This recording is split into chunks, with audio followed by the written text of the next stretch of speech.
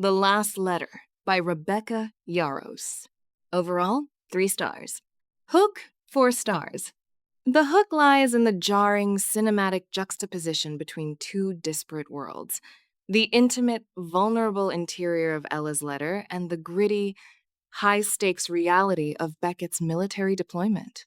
By beginning with a Dear Chaos letter that feels domestic and warm, complete with peanut butter cookies, the reader is primed for a story of connection. When we pivot to Beckett, the stakes are immediately elevated by the visceral cost of his life, the mangled limb of a comrade, the death of the new kid. The unresolved tension lies in the collision of these two lives. How can a man who has intentionally stripped away all attachments survive the vulnerability of reaching out to a woman he doesn't know?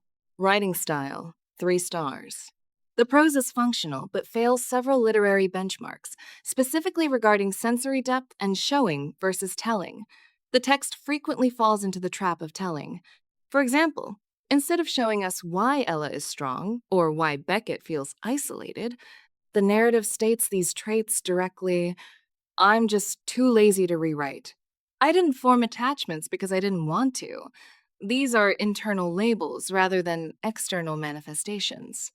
The scent of the environment is limited to generic markers: sand, peanut butter, failing to provide the layered, evocative imagery required for more stars.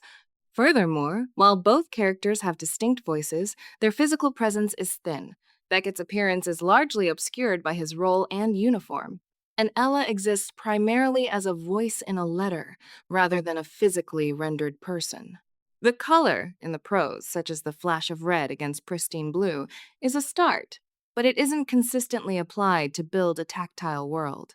Standout passage: the moment Beckett acknowledges his internal conflict, but to be connected to another human in a way that wasn't reserved for the brothers I served with. The yearning that grabbed a hold of me was uncomfortable and undeniable. It perfectly captures the friction between his survival instinct, isolation, and his human need, connection, making his decision to reply feel like a high-stakes gamble.